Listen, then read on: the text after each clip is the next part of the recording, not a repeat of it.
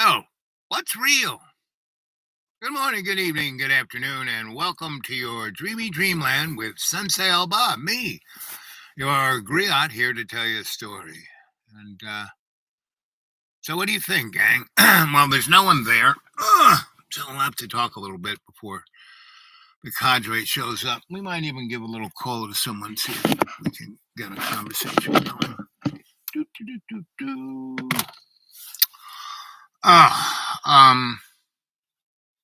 It's 3:31. And we're going to have a rainy, rainy, rainy week ahead of us, at least here in the deep green. And it's things are budding, but we're still in winter. So if there's a frost that comes, that's not going to be good. So let's see. There we go. Let's try Miss Fish.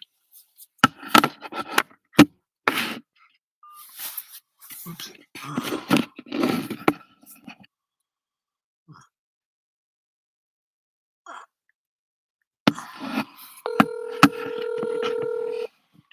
Hello. Hey, sweetie. Hey, How you doing? pretty good. You? Oh, it's rainy here. Rainy there?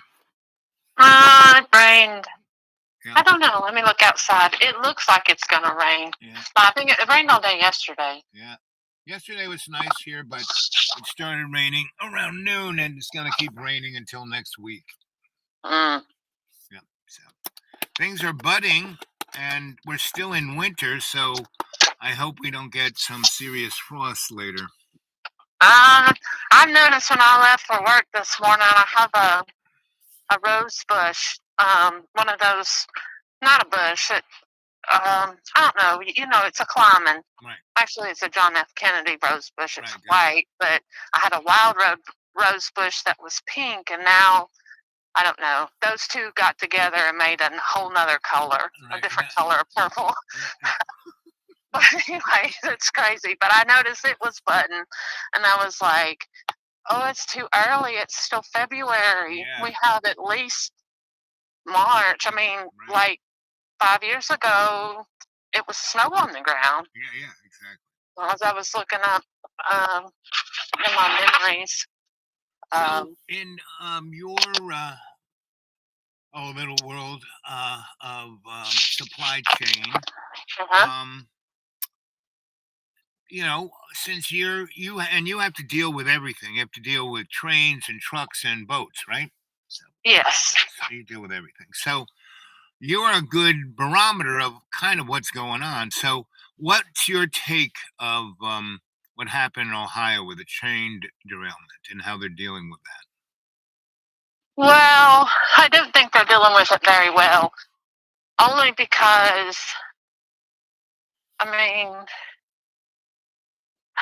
So nobody's the been there. railroads since their conception, like before the Civil War, they own it. Meaning they aren't other industries have some level of control, like aviation.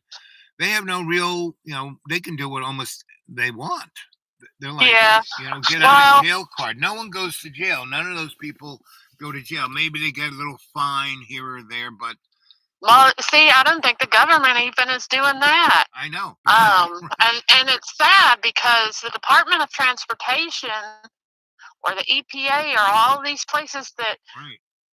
They said, "Oh, we can't get rid of them because we need them." Well, y'all aren't needing them today. Right.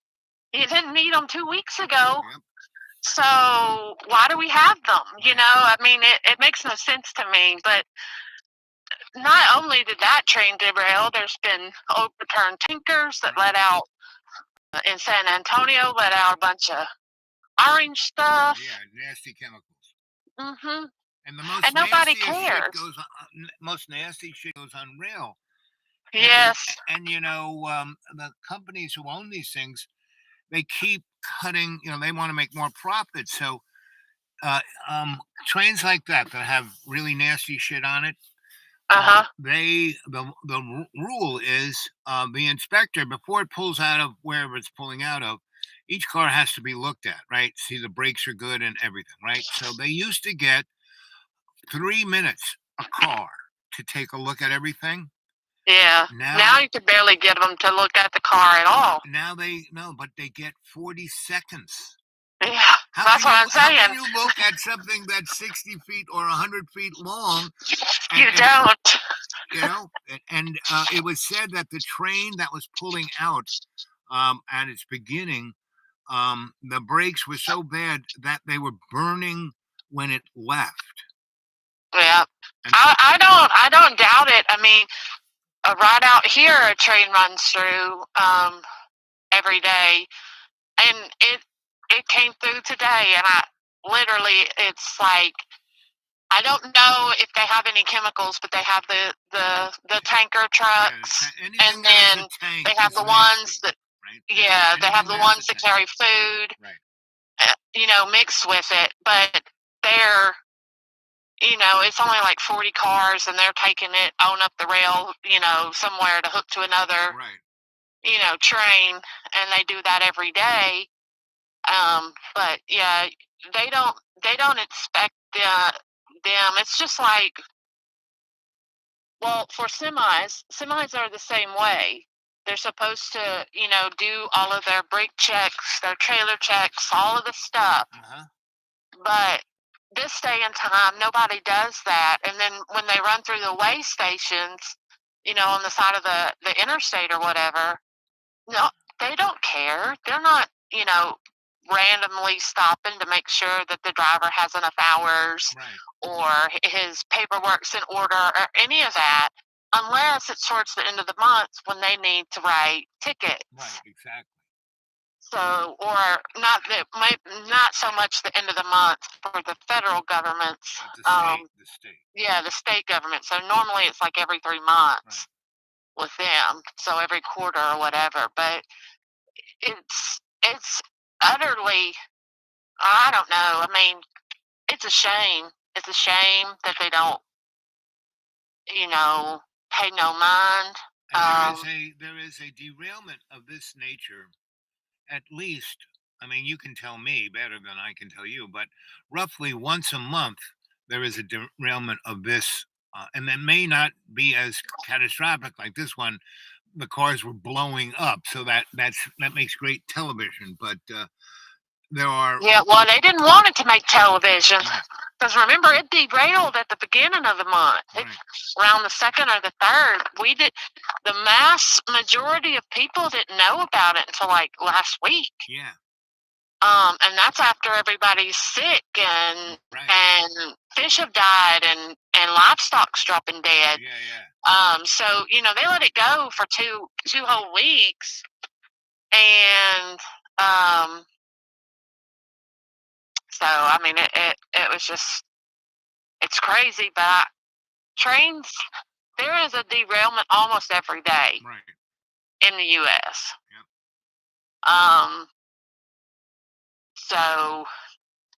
And that goes to the point of our infrastructure. There's been 1,000 since the first of the year. Yeah, exactly.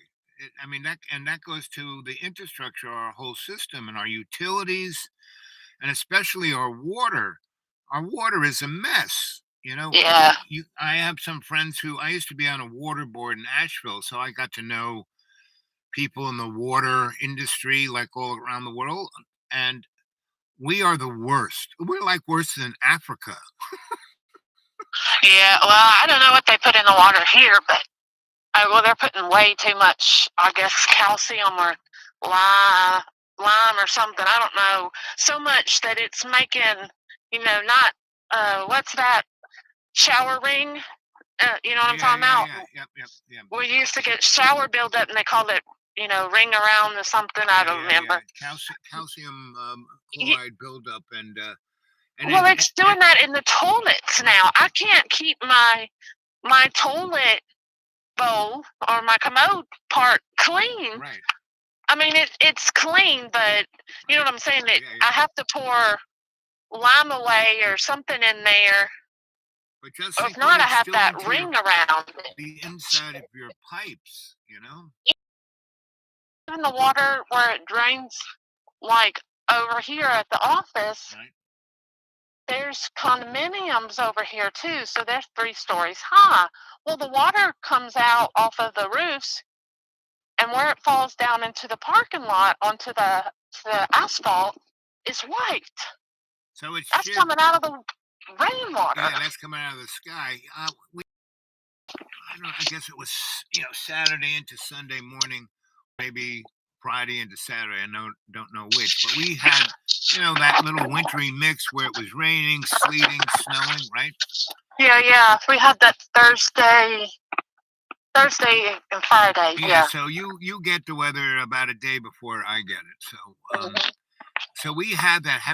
So what was truly strange, I don't know if it's that I am like maybe 3,000 feet above you, but I woke up in the morning and it was really cold, and like 20 degrees, and it stopped precipitating, right? And it was kind Mhm. of clearing off, Sunday or Saturday after, whatever it was, got to be sunny. But in the morning, when it wasn't, precipitating, it was like little styrofoam balls Yeah, were it everywhere. blurred. Yeah, it did that here. What I've seen it do, what you're talking about with the styrofoam looking stuff. Right. That came from the sky. Yeah. It didn't do that here. But it did. It did because I was making fun. I was like, it was 80. I guess it was in the 80s on Wednesday, Right. and then Thursday came the rain. Right. On into Friday, Right. and then Friday morning it was spitting snow, and I was like, Yep. I mean, it obviously wasn't going to stick because it was 80 the day before. Right, the ground wasn't But cold enough for it to stick, but it was cold outdoors. I mean, I had to bundle up. yeah, But me too. everything was covered, especially my deck and seats and stuff was covered with these styrofoam balls, and it wasn't snow, and wasn't sleet, and then the sun came out, and it still stayed there a while. Meaning, if it was, precipitation, if it had been water of some sort, it would have, as soon as the sun came out, been gone. But it stayed there until the wind blew it around. It was very, I Hmm. mean, I've seen it before too, but I mean, it's just the strangest of shit going on. And everyone's talking about stuff like transgender issues. I mean, come on, guys. You should, Oh, that gets on my damn yeah, nerves. right. I mean, that's just such a sleight of hand, a distraction from what's really going on. Yeah, I mean, well, even the climate people who are all worried about saying that we're all gonna die. We're not. Right, We're not. right. And it And the doesn't real matter deal how is, much carbon we save. right. And the carbon isn't the issue, meaning the shit that we burn and goes into our atmosphere. It's not good for us. It's not good for the planet, but it's not an existential threat. Now, Threat. No. so I take a look at other things like there's a guy named Diamond. He's a grandson of Oppenheimer, who made the atomic bomb. So he's a scientist and he's a climatologist, right? Uh-huh. And his whole thing is, and this is true if you go study climate, our weather is not like from our planet. It has more to do with our sun than anything else, right? Well, I mean, anybody, well, I would think anybody with connected brain tissue would get that together. But because just like the moon Hmm. controls the tide, Hmm. obviously the sun does something. Right.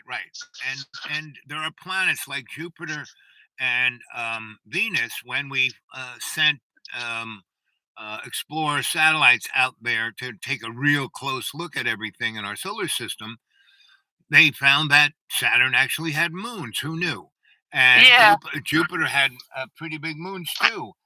And a number of them were just big, like our planet is a planet of water, meaning from space, it looks like blue, like we see more Uh-huh. water than land.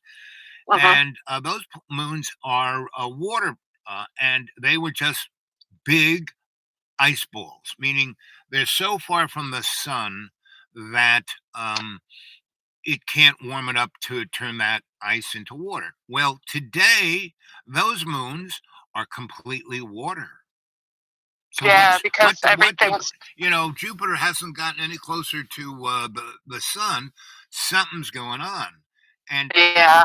so this guy, he keeps a real close look at the sun. And there's another guy called Thor. He's another good weather guy, and they're both really into the sun, and what it does. And they have these things coronal, meaning the surface of the sun ejects material, right? It burps it out every now and then, right? Right. And it also has solar flares, right? And that gives off other energies. Well, the sun is at a 60,000 year cycle of going nuts. And it's going nuts like being really calm for a moment or two and then crazy and then really calm. And whenever you seesaw back and forth, you know that's not good. You know, if it's all doing one thing and then it goes slowly into something else, and that's that you can accept that. But it's like, ping ponging back. So they had a coronal ejection that was bigger than our moon. And if Hmm. it had been facing us, that would have been it. We would have been toast. Well, I'm a firm believer in patterns, Right. and um, something killed the Yeah, dinosaurs. yeah, exactly. And we've had Yeah. other mass. And the other interesting thing, when that thing happened and it killed everything like in a day, um, it still didn't kill everything because No, we eked back from that. That was 6 million years ago, and as as the big picture of solar history, that's nothing. That's like a blink of an eye. So right. we're not going anywhere. you know? Yeah, I mean, well, and if you go back and you look at different, I don't know, religions or different Historical, texts right, right, from other places, right, you find out that Egypt is not the only people that have pyramids. right. The Bible's not the only place that talked about the flood. Or Jesus, even. Or Jesus even. Yeah, I mean, there's a lot of stuff Yes, that has taken place, and then it's this, and then it's that. You know what I'm right, saying? right, It's every so often, every so many years, something happens the same way. right. So we have And to, and it's really that small minority of people, that 1/10 of 1% that rule the planet. The only way they can get over on the masses is to keep us confused and at each other's throats. yeah, You know? well, I think that whole UFO business and stuff, Oh yeah, that's our next enemy. Michael, and We kept us from talking about the train right. and all the other stuff where the tanker truck blew up and all of these other things. His stripe blew up, and they were talking about some unidentified flying Yeah, objects. right. Like, Yeah, yeah, we're supposed to believe that ET's coming, and yeah. they had everybody, just all up in a Twitter. Yep. yeah, yeah. Yep, yep. So it's So and ET has been here as long as we have. I mean, I wouldn't yeah, doubt that we aren't ET. It's we're the weirdest thing on this planet. yeah. So Especially if you want to go all the way back to the RH negative people, yeah, they are really a. I mean, I'm A positive, but people with negative blood types, they don't tie to anything on Earth. right. They don't know where this negative blood type Came business from. come from. Yeah, right. So, I mean, there's so many theories that you could use, Right. but I mean, And that's why we I just keep don't know saying, everything. on the show here, I say, I don't know, don't believe a word I say because I don't know anything. All I dig up is threads. I throw out things like yesterday was Sunday, and I go to three different churches, right? Mhm. And I go to their fellowship. I don't go to their service. I go to when each of those, there's the Ku Klux Klan Southern Baptist Church, the Methodist I Own Everything Church, and the pagan Roman Catholic Church. And I go to there when they study the Bible, right? I'm shocked they have a Catholic church up there. Oh yeah, and they're really, and see the thing about each of those churches. Well, I'm a member of all those churches. Mhm. They're as very. I mean, their belief structure is totally They all have the Bible, but they're like on another planet with it. But Yeah. they're all Well, the very. Southern Baptists, they're always on another planet. Hold on one quick second, okay? So, hi, good morning, good evening, good afternoon, and welcome to Dreamy Dreamland. How about some more thumbs up, you guys? That really helps the algorithm. How about some comments? How about getting a hold of me at the Dudawake42 at Gmail? And how about throwing something on the old PayPal? Nobody has done that in about a month. And it's working. You know, I have to thank the 4 people who had put something in it since Thanksgiving. Thank you. And we're winding down on February. We're going into Pisces, and I'm a real Aquarian. I'm right there in the middle of Aquarius, and that's why I'm the way I am. But I know other Aquarians like Colonel Sanders. He's a Piscean Aquarian. Hello? Oh, we're back. Oh, sorry. No problem. I was just talking One of my to customers kept calling. I was just talking to the cadre. Oh. Hi, everybody. And you got to do your job, so that I understand. Well, that's okay. I mean, I told them to text me. It just came. I'm walking back in now, but I'm like, every time I want to get on a call, somebody has to call for work. Yeah. Gosh, it sucks to have to work. Just kidding. So, I was talking to a few of my robotic friends and AI people. I had a girlfriend who basically invented the modern AI world. She wrote the first program. You know, the Pixar movie guys, right? And their little logo is that lamp, right? Yeah. And the reason why they have that as their logo is my girlfriend, when she was getting her PhD at Stanford, she wrote the algorithm. They had computer graphics, but the computer would make a picture that they would then have to make another picture and another. And so it was even worse than drawing the picture, right? And so she wrote an algorithm so you could, have an image, a moving image in 3 directions based on a 2-dimensional mathematical plane. She invented modern computer graphics.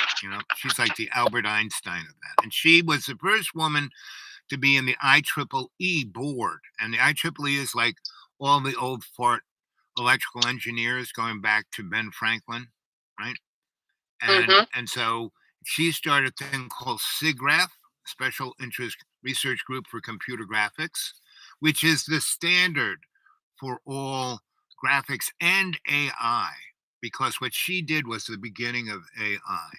So she is like, the mojo of that. So I was in that world as her boyfriend. She loved me because all the other guys she knew were like competitive. They like couldn't even touch her brilliance. And me, I knew enough to know what she was doing, and I could talk to her about it, but I wasn't doing what she was doing.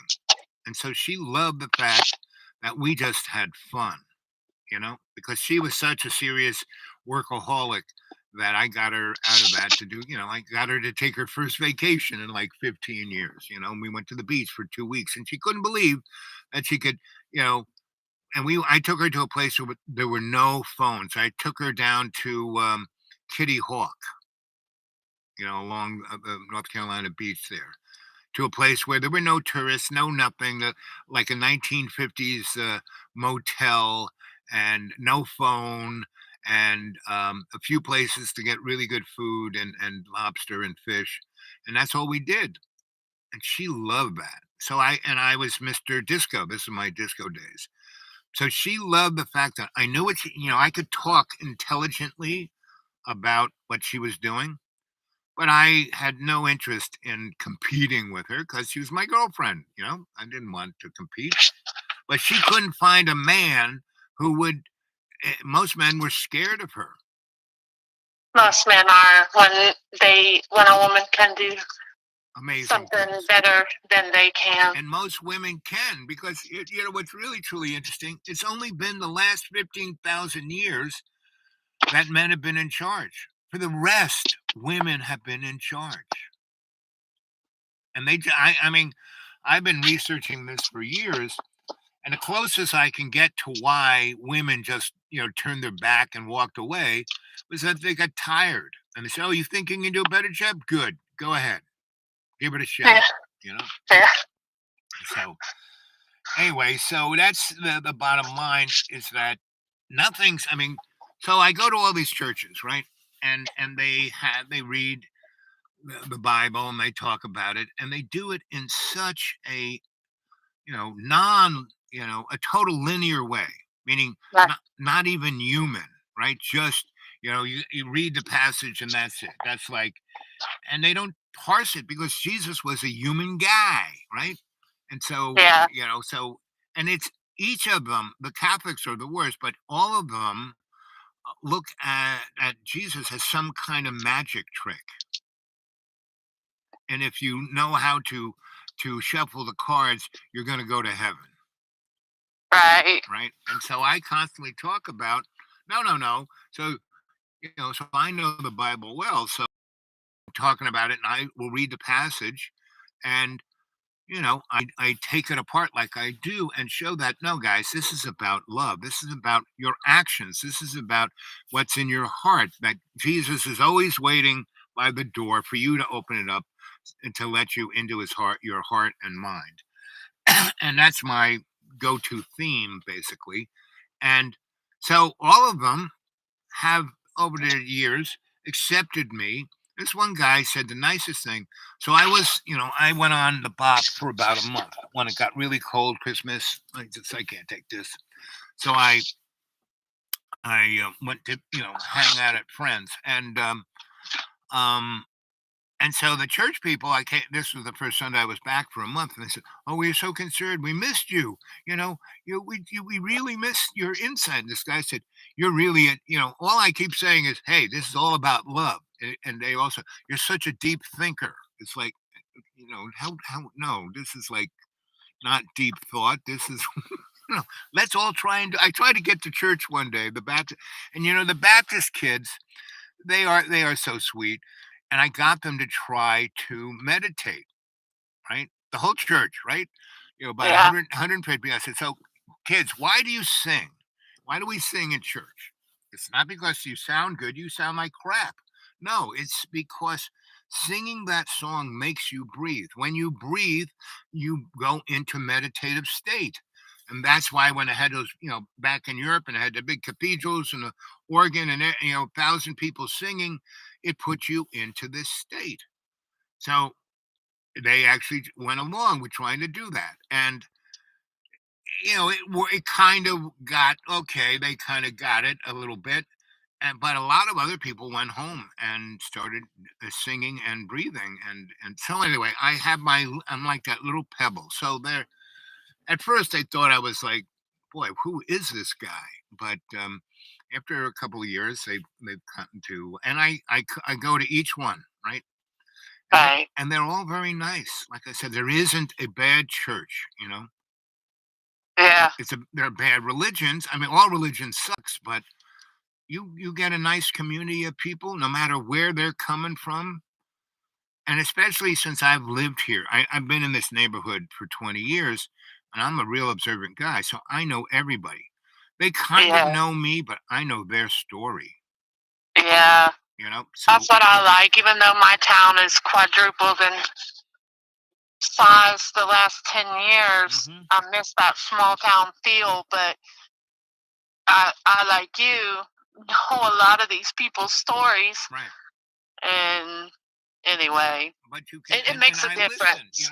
They come to me like this one lady nearly ran me over today on my little road, and she stopped. So I'm sorry, I didn't. I said, "What's wrong?" And so she said, "I'm really having a bad day." So well, let's. I don't want to talk about it. I said, "No, no, no. Here, let's breathe. Like, you don't have to talk. Just breathe." And so we breathed, and I said, "Conscious intent, I am. Conscious intent, I am. Conscious intent, I." Say that over and over again, and breathe, and you will get the reason why you're upset, and then you can go from there. Then she came Yeah. back 2 hours later. She said, I did that. And you're right. And she got the perspective of why she got upset. And it wasn't this, it was that. And she could deal with that rather than this. And so anyway, a lot of people are in that. But man, there's so many people who are in pain and suffering. And that's why these people shoot people who they don't even know. Yeah. But they're so. I mean, it's people are. Well, I can even speak for myself. I am quick to anger more than I am, and I'm not an angry person. Yeah, I mean, I'm not one that walks around with a chip on my shoulder because can't anybody fix it but you. Right. You know what I'm saying? You have to take responsibility for yourself until you can accept your responsibility of your own self. You can't help anybody else. So I tend not to get mad at other people because I will think, well, what could I have done differently to have a different outcome? You Right. know? Right. And that I don't know. I mean, people will say, "Oh, well, did you grow up in an abusive home, or you had a spouse that beat you?" No, kind of, maybe. I don't know. I grew up Well, come on, we in the live in '70s America. and '80s. Yes, everybody. We lived. We didn't have everything like the kids do now. I mean, we still got paddlings at school. I think today, if you was to raise your paddle to anybody, God, they'd put you under the jail. But anyway, so I don't know, but I learned a long time ago, you have to take responsibility for yourself. So, But but very few anyway, people I do. find Very myself few getting people. angry at other people. Cut me off on the road, Right. once, okay, twice, it could be two separate people. 3 times I get cut off, oh, I'm ready to spit nails. If I was a nail gun, Right. you would know it because and I'm like, So oh, what's up with that? Do you think our environment is being controlled in sorts to cause the people to go off the handle? Again, another mechanism I of control. maybe, maybe so. I think a lot of what's out on the social media platforms, what's out on from the government or from big tech or whatever. Um, right now, it's almost in fashion to be a victim or have a disparity. Yes. Just Yeah. not that's not the right word, but I Yes, can't get out the exactly. word I'm Yes, trying to yes, say. yes. But anyway, so everybody is looking for a reason for somebody else to feel sorry for them. Right. So they can have an And excuse not to step up. exactly, so I think people are so tired of people whining all the time. I know I am. Right. Right. Um, Well, you know, I worked. I worked. I went to work. I started working at 16. I worked part time until I worked full time, until I worked 2 jobs, till I worked 3 jobs, till I traveled all over the South, North, Southeast. Um, lived in hotels for months on end at different places through North Carolina, up there where Winston Salem, hmm up there. I lived up there for almost a year in a motel room. Atlanta, California, Chicago, you know. But and I was away from my family, but I come home, I paid my bills, I've bought 2 cars, I've bought a house, I'm still paying for my house. But, I work so I can have what I have Right. and not be the fanciest or, a Don't half you a also million work? dollar home or anything, but it's mine and I worked for it. And Don't you so also many work? people don't.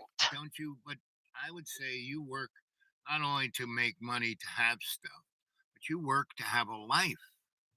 Yes. I mean, I see a lot of people, meaning I worked until I was, 68, right? And then I died.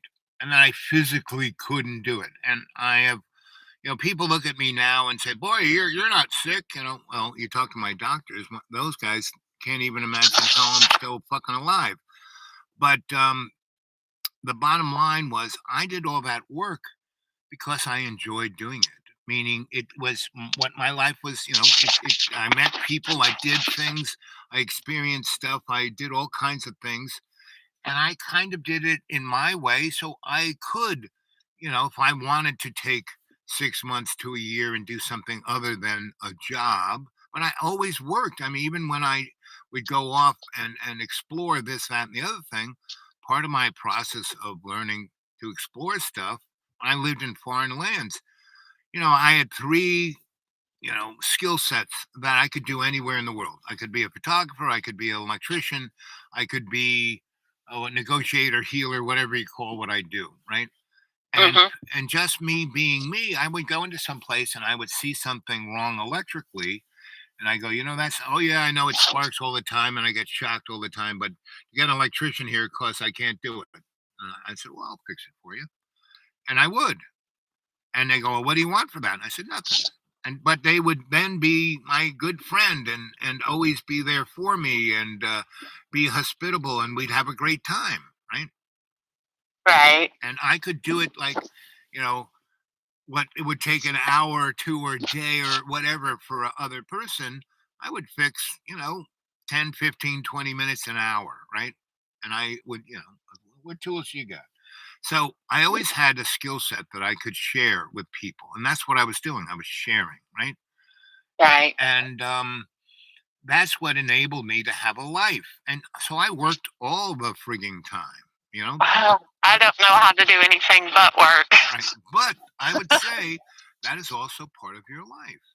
I mean, Yeah. if you won the lottery tomorrow, what would you do with yourself? You know? I would still come to work more than likely Right, because exactly. Exactly. I don't know what else to do. Would I put up with the bullshit that I do? No. Maybe not if I won the lottery, Right. but I'd have to be, if I always, my coworker, we worked together for 20 some odd years up until the beginning of this month. Um, we always would buy the tickets, and if, we said we would win, because we haven't, remember, our state just got the stuff back, like, what, 5 or 6 years ago, that we got the mega and the Powerball back. But anyway, when it would get real high, we would each go buy a ticket, whatever. Well, if we win, we'd make a pact. I'm going to pay your house off, you'll, vice versa. No more extra money. Just, I'm just going to pay what you owe off on your house. That was always our thing. But I mean, obviously we haven't hit the lottery. But I mean, I wouldn't. We often discuss what we would do if we had all kinds of money. Well, that's one of the reasons why you buy a lottery ticket, so you can have a little. I don't buy them. I don't buy them because I'm only when I feel like wasting my money. Right.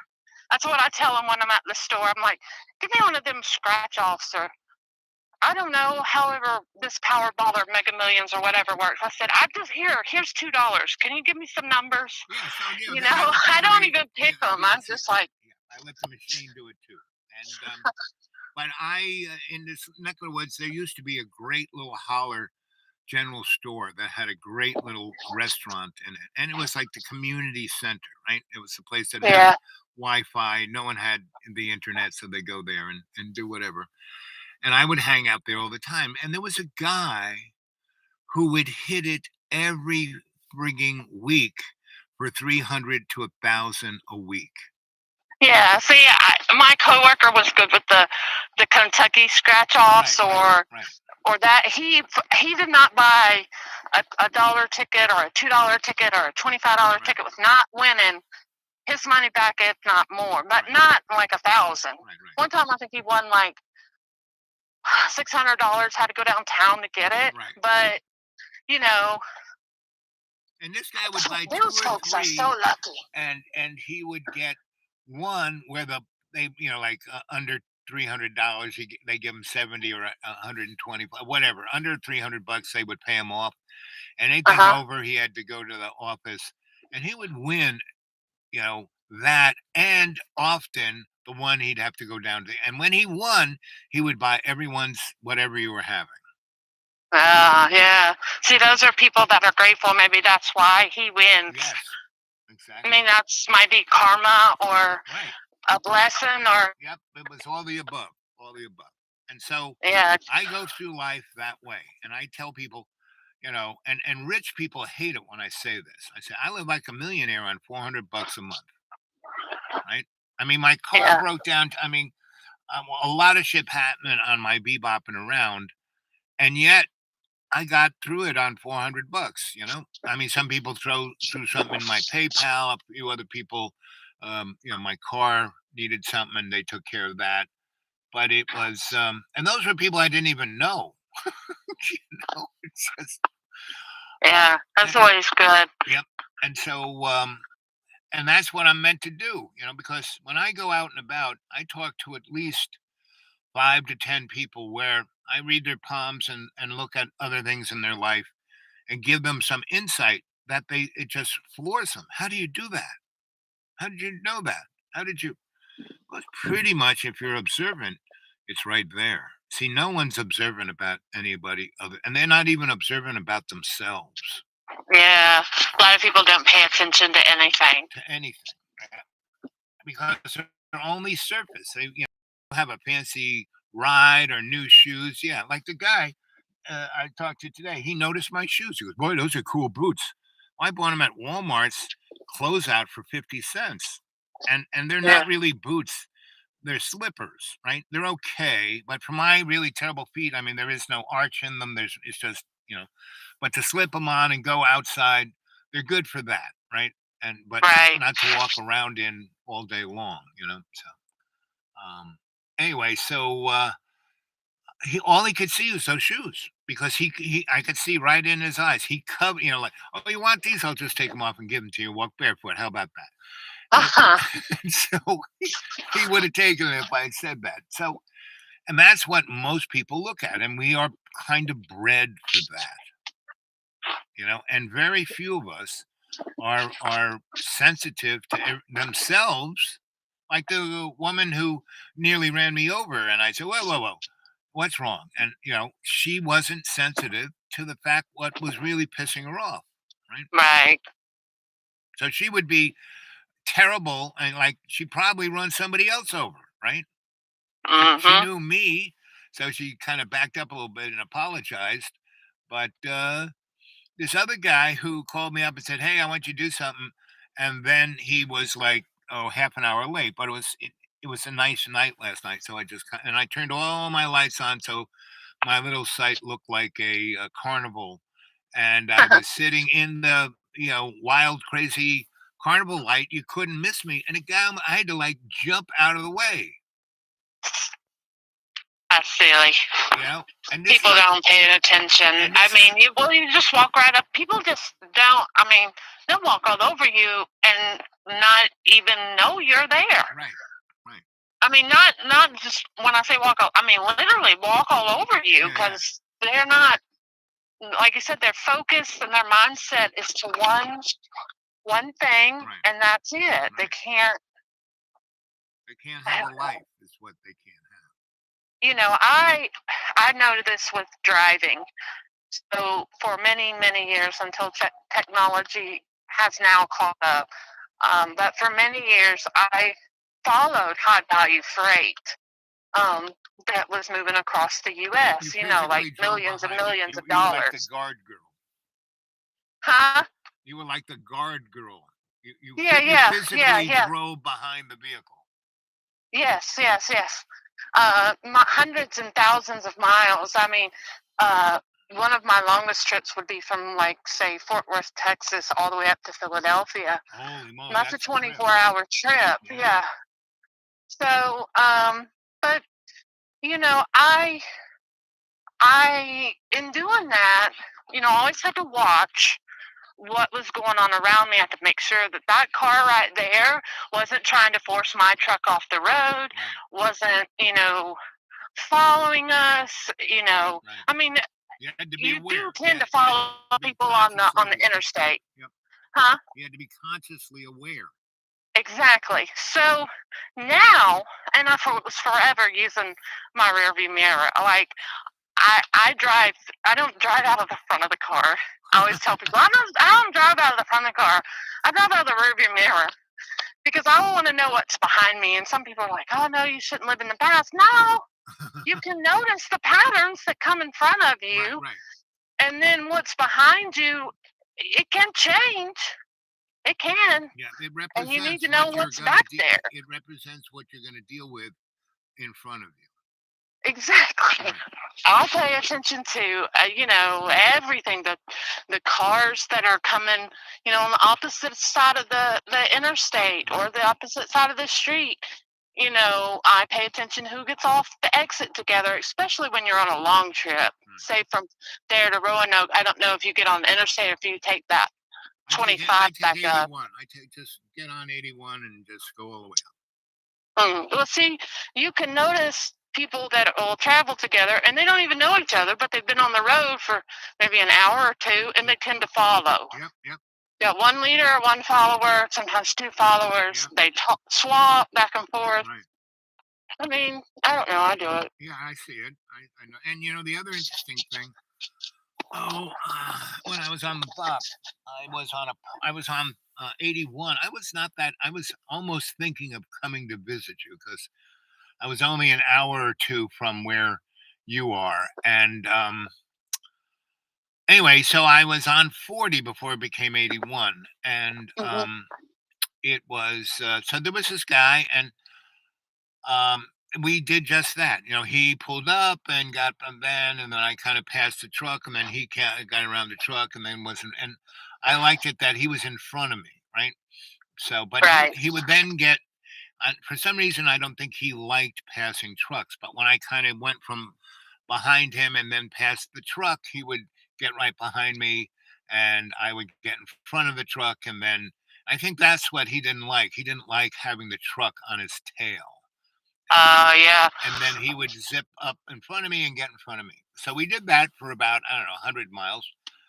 And I was going, I've been in the car too long. I can't sit in the seat anymore. So I was thinking that, and a rest stop came up, and he thought the same thing and turned off, and I got off, and we got out, and it was a Mexican guy and his wife and all his kids, and his kids were so, I mean, everybody was dressed really sweetly, right? Hmm. They all had clean clothes and nice, and everything was respectful and nice. And he came over and shook my hand and said, "That was really great. I loved the way you did that." I said, "Yep, I thought it was cool too."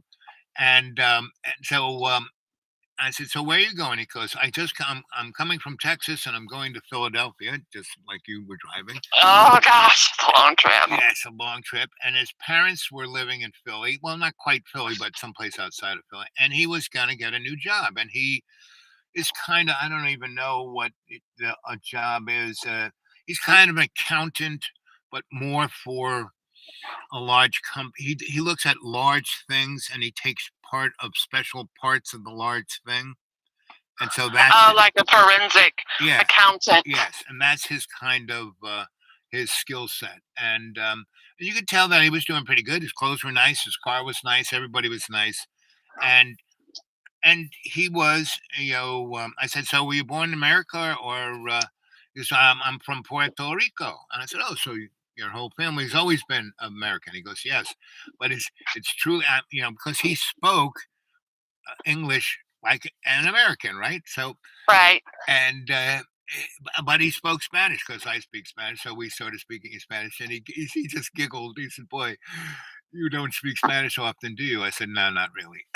So anyway, so we were having a good old time. His wife got in on the conversations, and the kids were so they could go and use the bathroom all their own, and the oldest one watched out for the youngest ones, and they had their own money, and they got a few things out of the vending machines and came back and got in the car.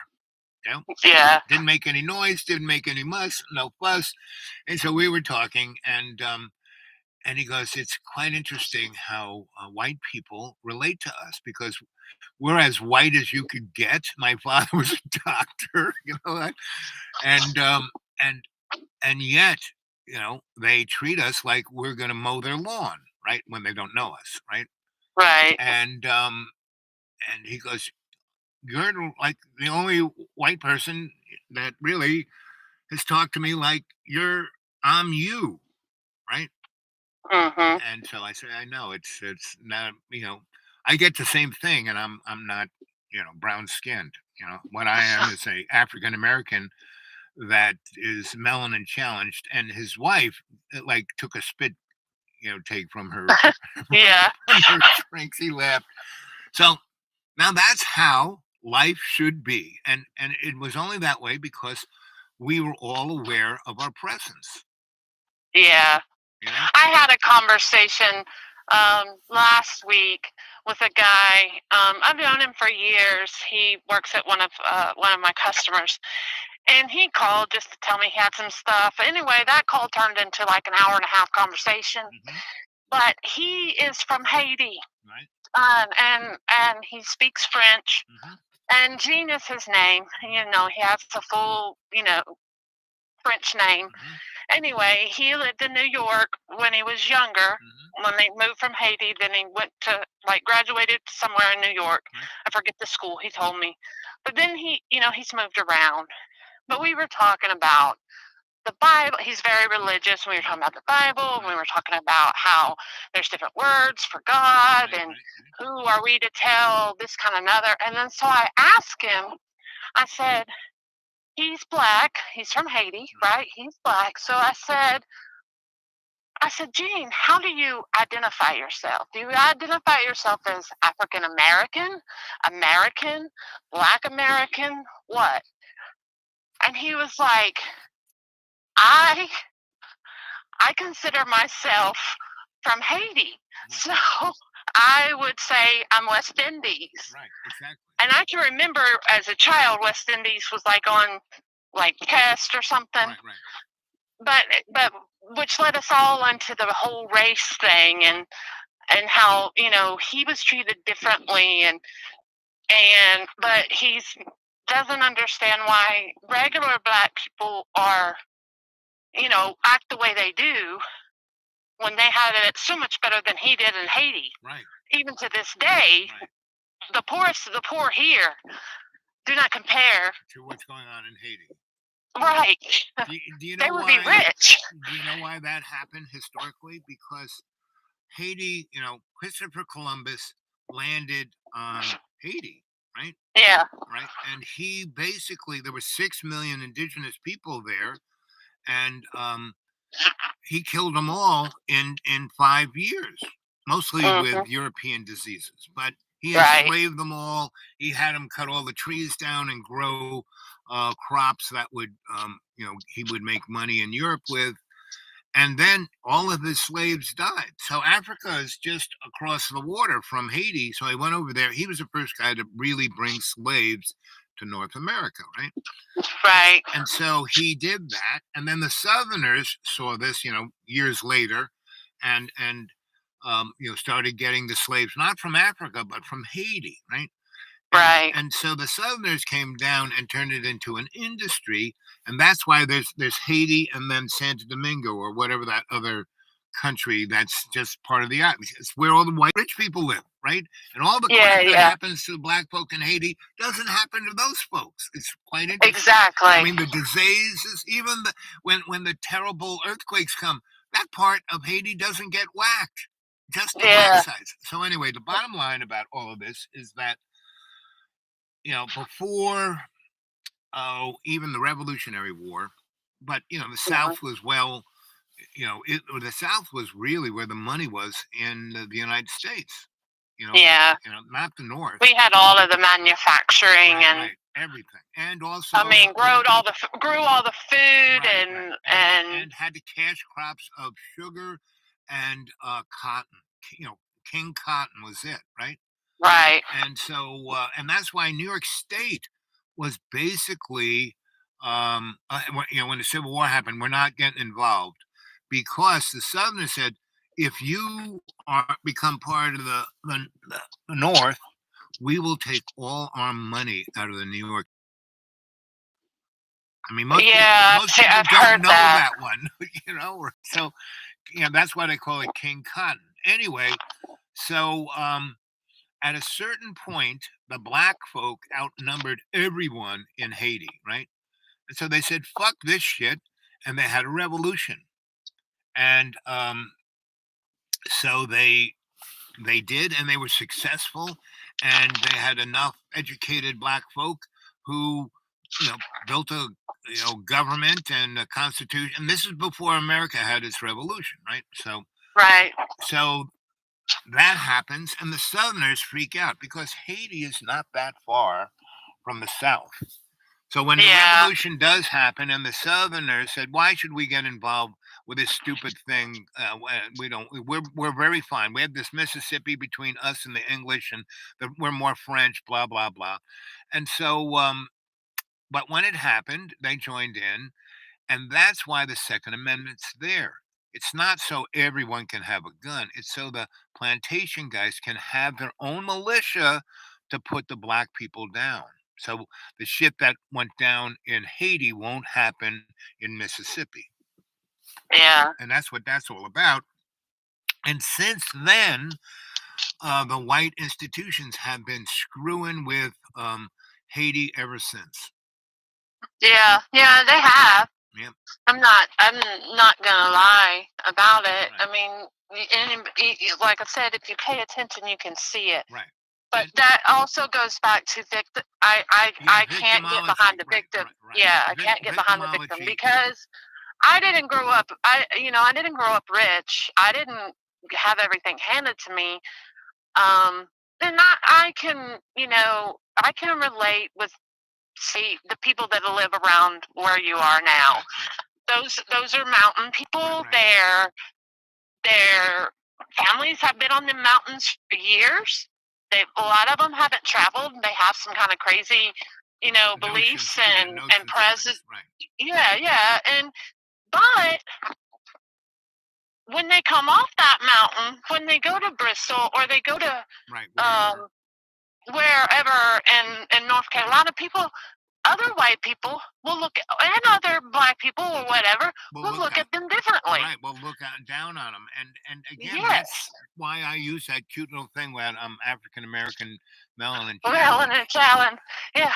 But the real deal is that we're all niggers on this bus. Ugh.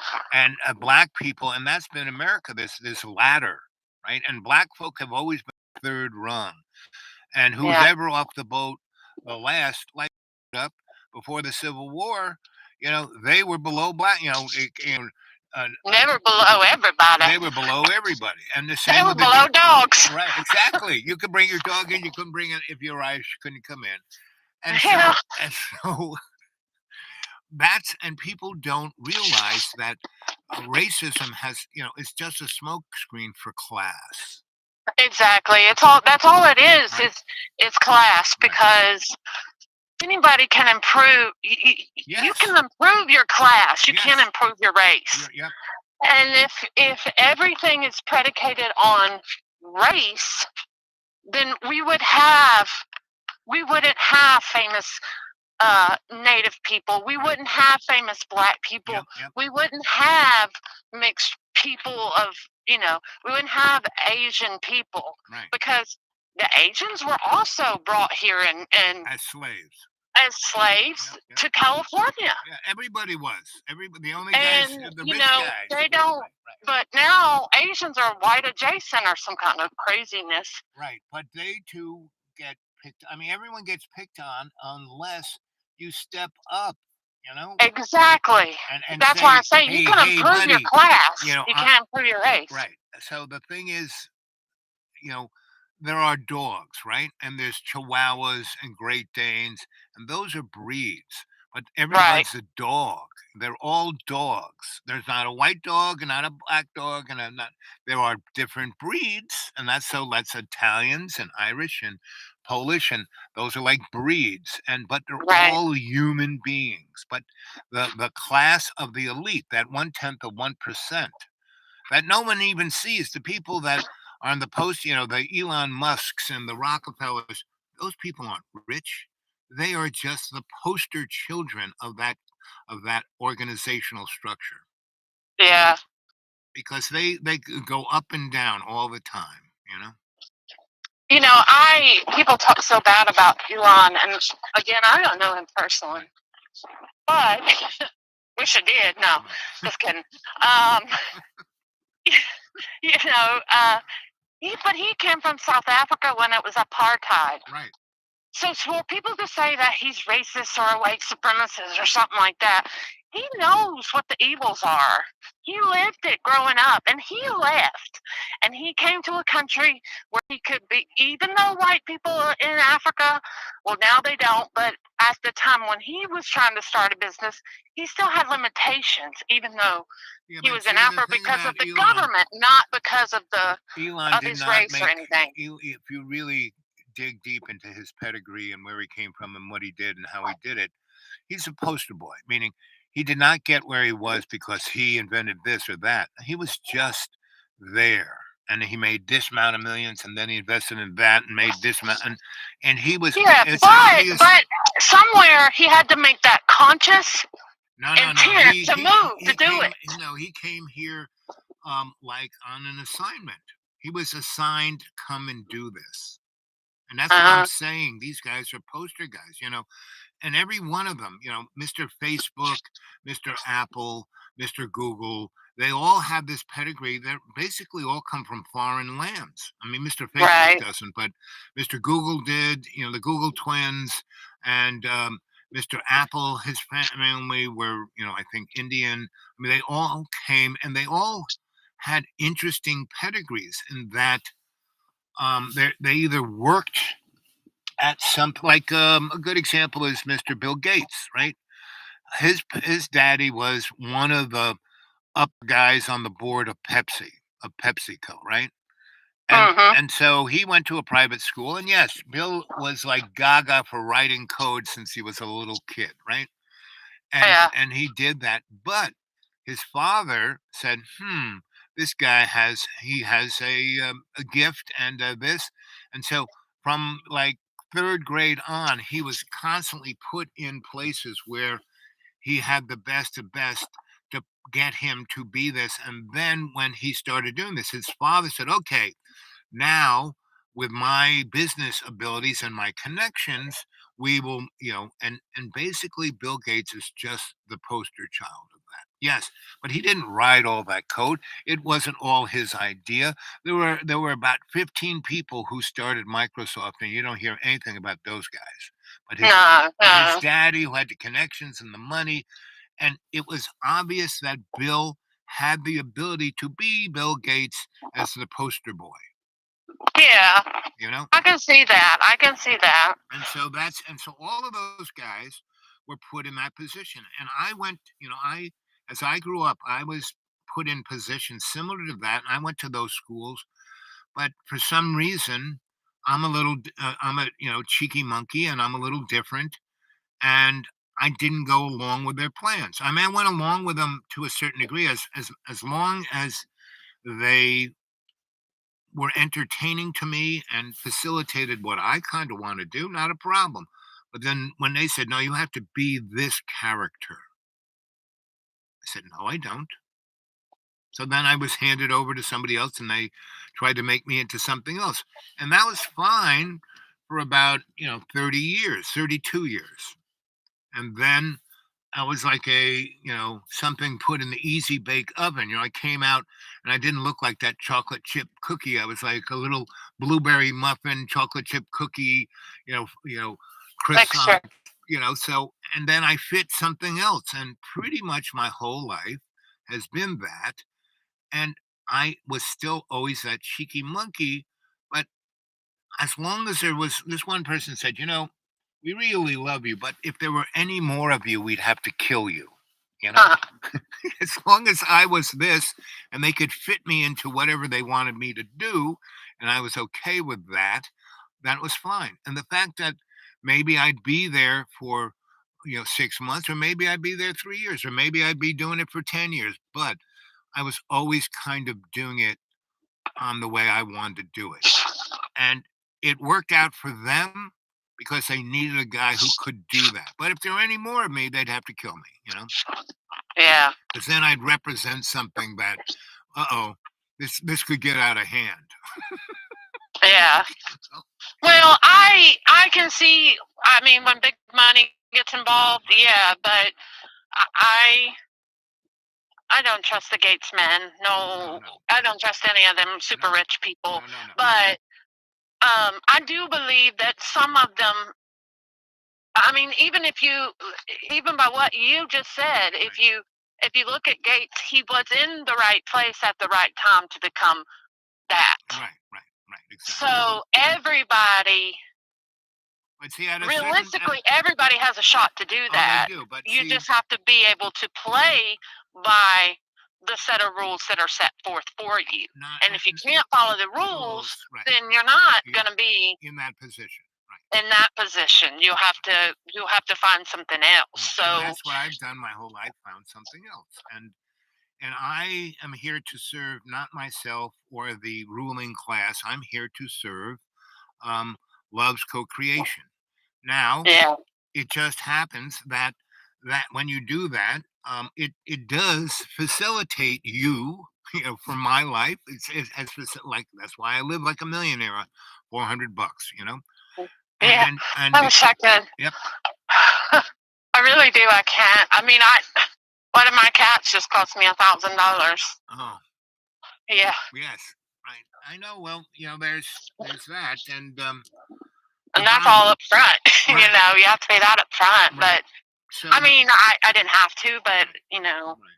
I couldn't let him suffer or anything like that. Right. So, but that was a choice that I made too. I mean, some people Yep. make choices not to have children or not to Right. get married or not Yep. to Yep. spend their money doing this or that, and they are able to do like what you're saying. Some people can. Yes. I can't. Right. Oh no, that's the truth.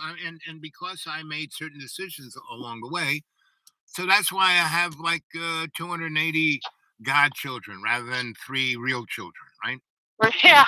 Yeah. Well, I mean, I don't have any children of my own either, but But you took care I've of your. taken care of people. I've taken care of grandparents. I've taken care of parents. I've taken care of nephews, nieces. I am the type of person that will give you the shirt off my back and not expect anything from it until if I ever come to you and I need something and you can't give it to me, then for me it's like a major betrayal or whatever. I mean, it could be just something little as I might but need most people like can't do that. I mean, you're there for them, and they can't be there for you, and it's part of not so much human nature, but the way our culture is at this moment. right. I mean, like, wait, if I ask somebody, hey, can I, borrow? Well, they've gone up, but they used to be $1.25, for a 20-ounce Coke in the vending machines. Right. I'm like, can I have a $1.25 so I can get a Coke? I'll pay you back tomorrow. Right. And of course, I would pay them back because I can't not pay them back. Exactly. But then if people would ask me for money, I would be like, sure, here. And they were like, I'll pay you back. I'm like, no, don't worry about it because one day I might need $1.25 from you, and I will come to you. And so I don't know. That's the way I roll. I mean, some people may think it's nonsensical, the majority but of people, I would say, could deal with that. But see, the other side of the coin is our society is built on getting over. So yes. So like Colonel Sanders, my neighbor, he's not a bad guy, but he's all about getting over on people.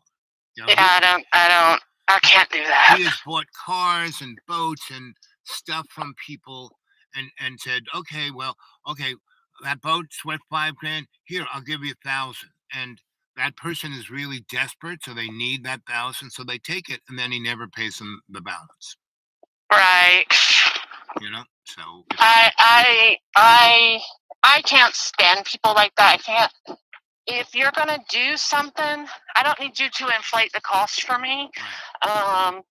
If it costs you, $10 to replace something, Right. I want it to cost maybe 15 because I don't think you should work for free.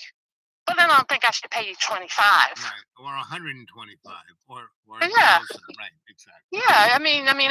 I want to be able to pay you, but I don't want to pay exorbitant Well, prices. that's okay. So that brings us into an interesting subject. So right now, I look at, I was buying some groceries um, the other day, and Mhm. I don't have a lot of money, so and I'm an honest guy, so I get some food stamps, and I've given them all the right information, and so I get X amount, like $100 worth, right? Well, there are Yeah. people around here who say they have 6 kids, so they get $300, right? Yeah. Well, that's a different story. But so I'm in the supermarket buying this, and I pretty much buy the same stuff. And what I'm seeing, certain things aren't there anymore. There used to be, um, like at Walmart's, the good value. They had a good value English muffin. That was great, and it was great. My body liked it, and it was $1.18 a package, right? For Yeah. 6, right? And English's is English, Thomas's is like $5. So anyway, I and it was always that. And so when the COVID thing happened and certain things went up and other things went down, it was always there. It was always that. And then when the supply chain thing went awry, it was still always there. But for the last 6 months, it's not been there at all. Well, imports of food have decreased almost 50%. Um, so that even though the supply chain is still broken, but it's kind of running since China's opened up Right. somewhat. But I mean, as far as food coming back in, or Yeah, but we're the largest. even the bags to put the food in Well, that's a aren't different made thing. here. That's right. So there's like great value. I don't know. Let's just say their parent company is, I don't know, A, B, and C company. Right. And A, B, and C has a name brand, and then they have an off brand, Right. then they have 2 different store brands, Right. but it's all the same brand. It's all the same thing. But it's packaged differently, it costs different amounts.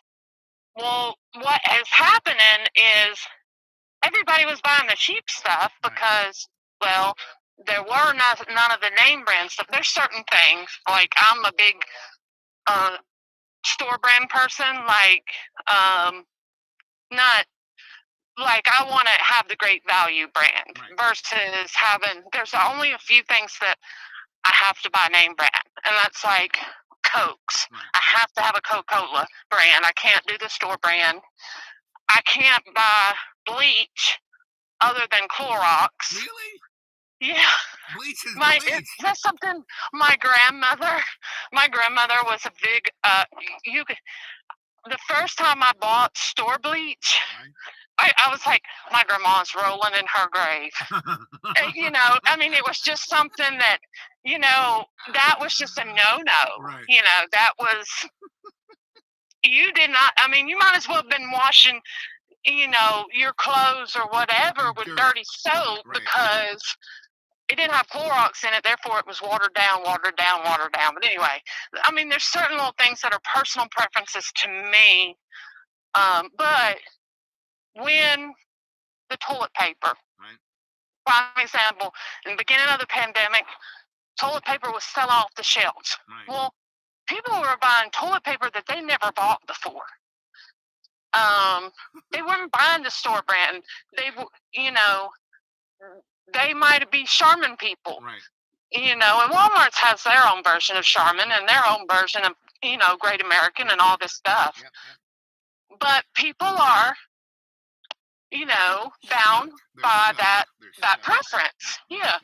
But then when it was gone, people started buying this stuff up. It didn't matter who made it what it felt like or whatever. So people started hoarding. Well, that's what's happened with the food. Um, so they can't get like the plastic beads in to make the bags, Right. or they get their bags pre-made in China. Right. The machines go down. So They can't get people to fix them. I'm gonna tack just a little bit. So China gets all its food and all its energy from outside of China, right? Yeah. And there's really China is a gigantic country, but it really only has a short coastline, and there's only two cities. Tell me, if I'm right or wrong, that all of this stuff gets shipped in and out of, right? Yeah. Right. For the most part, For the yeah. most part, right.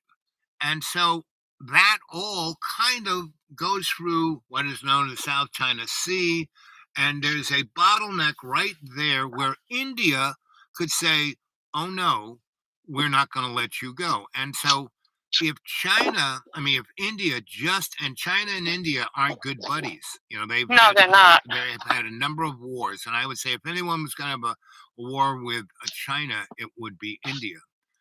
Well, they would be crushed because their population of India versus the population of China. Right. First, their population is younger because of the one China policy. Right. Most of their are Asian, and then the people who are young enough are over here or in other countries. Yes. And so China's really in a bad place demographically. But if India, and it wouldn't even have to do anything nasty, if it just said, we're not going to let any, we're not going to protect, not let, we're not going to protect any commercial boats coming through here. And that would mean none of those commercial boats that went in and out of China could get insurance. Yeah, the insurance is a big thing. And then if they don't have that, I would say if China could not get food and energy within 5 months, like 50 million to 300 million people would be dead. Yeah. Well, they do export a lot of their energy. And I'm not up on the numbers for the food, but I know most of their energy comes from Russia and Germany, even though Germany imports most of its. Oh, and Germany is actually, I think the EU is toast because Germany is the economic and technologic powerhouse of Europe. Yeah. And they run on natural gas. And if they can't get that at scale, then they're gonna close up shop. And if that happens, EU is ooh baby. And where is The Hague? The Hague is kind of near Brussels. It's Denmark.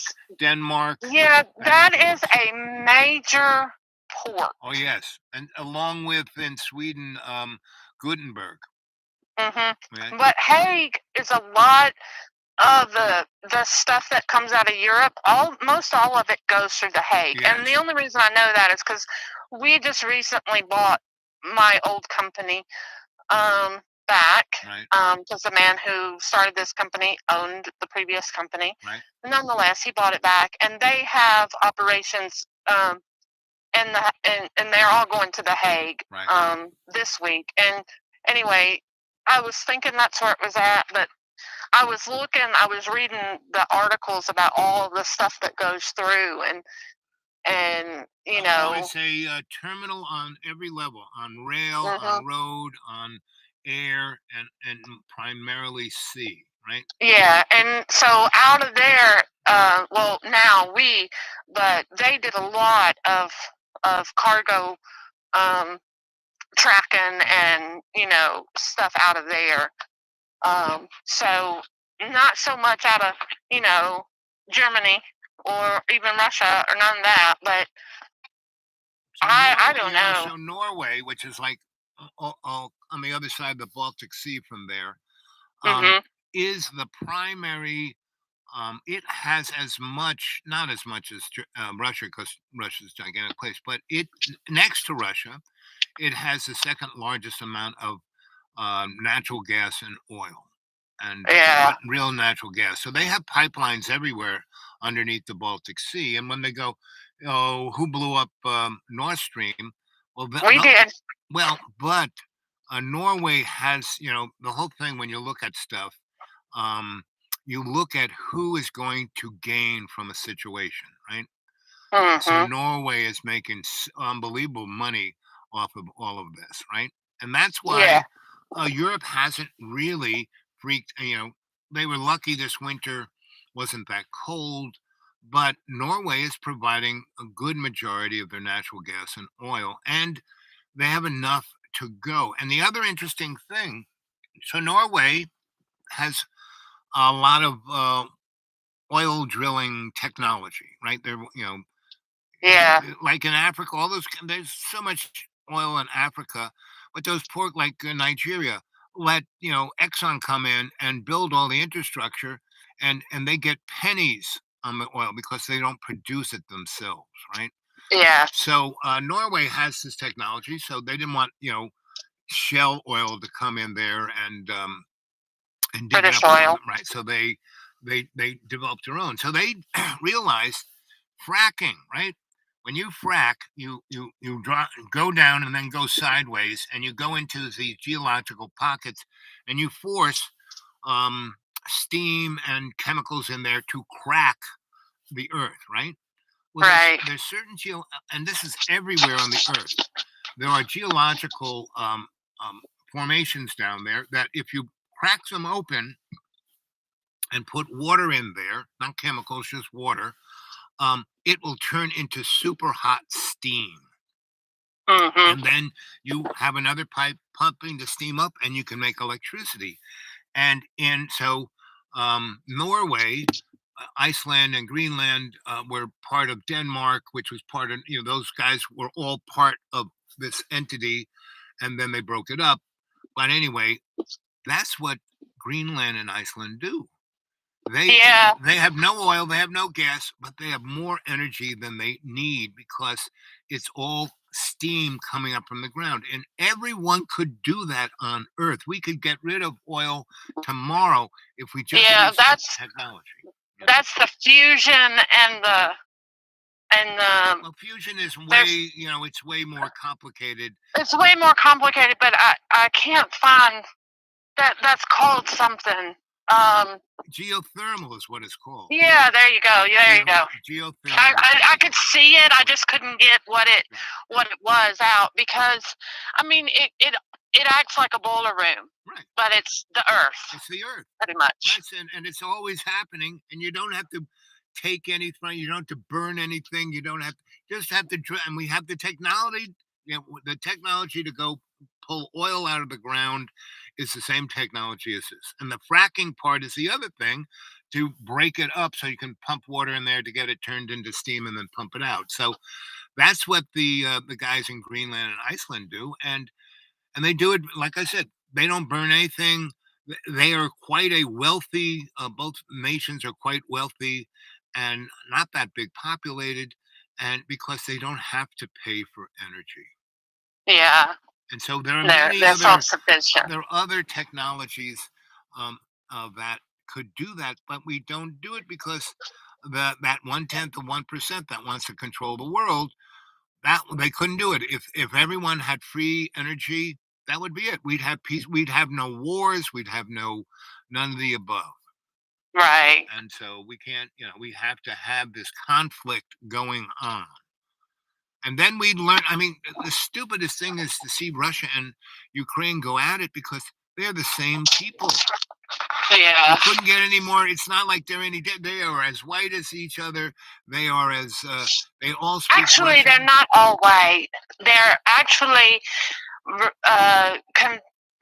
a different. They're different than us. Oh yes. They are. I mean, they're class different. Oh yeah. Like the Polish people are class different. They're Yes. not white, but they're not. Well, you know why They're that not is. That again goes to class, and that.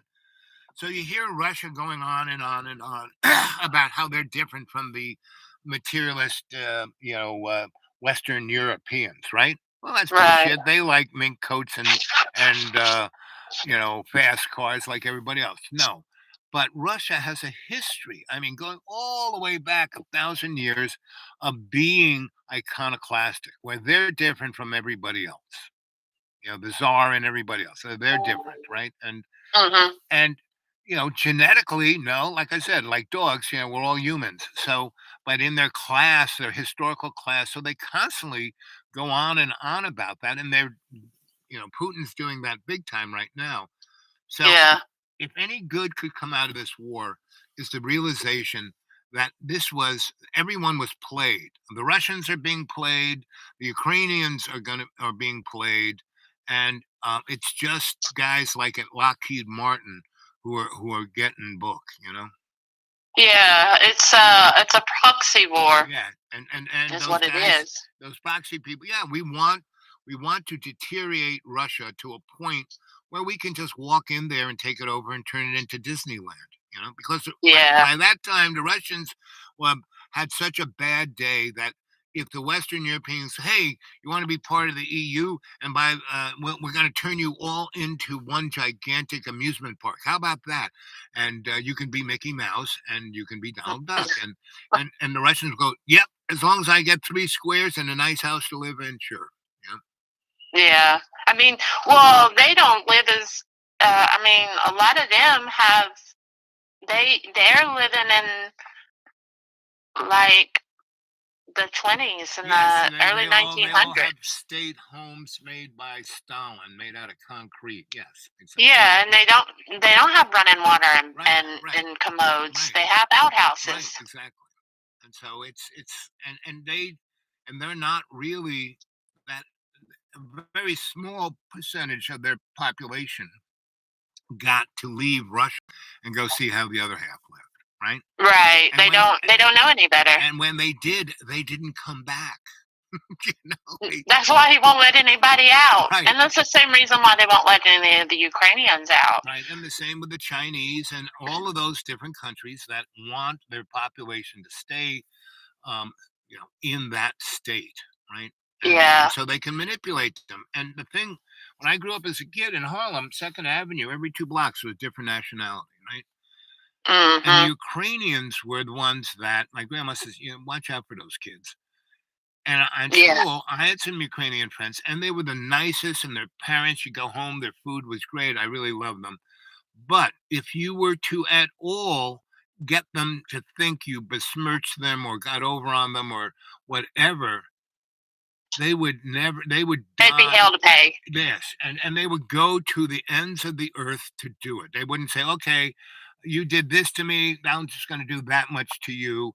No, they're gonna kill you, period, right? Mhm. So, I took my grandma's heating, and, I was always nice to all those guys because I had 2 friends who were Ukrainian, and I talked to them, and that was the other thing.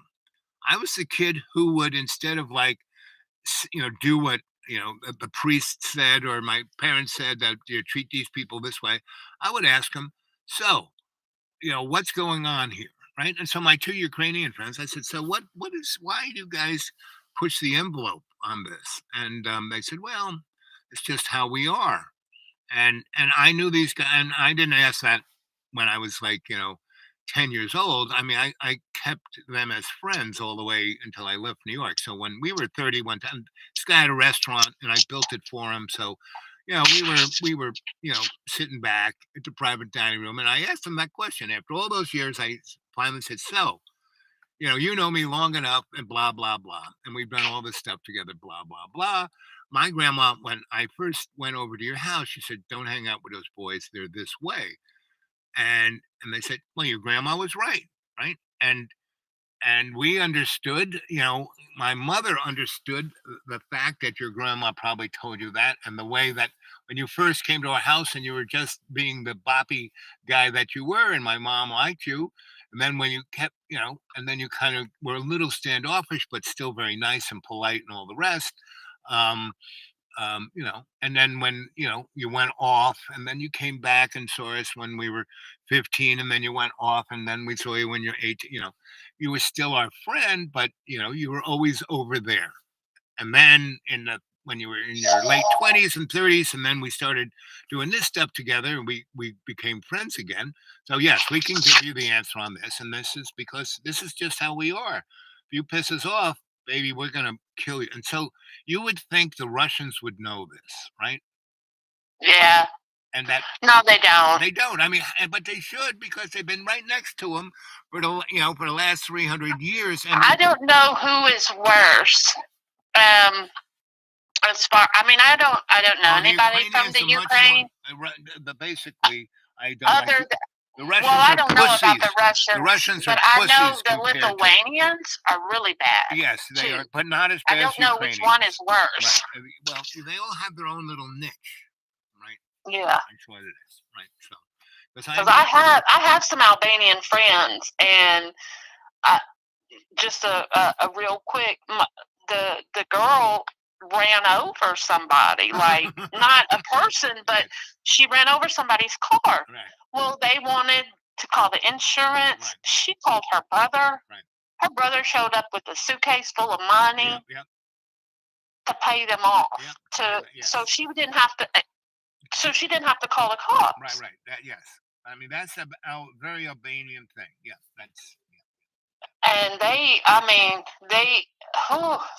very family orientated and very Well, and they're ruthless also, you know too. what they are? They're You mess with them. They don't want to have anything to do with anybody else, because all through their history they've been fucked, unbelievably.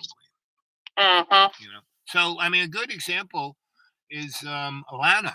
Have you been able to hook up with Alana to communicate? I've talked to her on chat, like if she's been in the chat, Right. but I've not talked to her outside of here. I know she's from there, but then she moved to Sweden when early. she was a little girl, so she's really more Swedish. I mean, she grew up in the Swedish culture, but she's a good example in Albanian. So she is, came from Albania to Sweden when she, I don't know, somewhere between 3 and 6, right?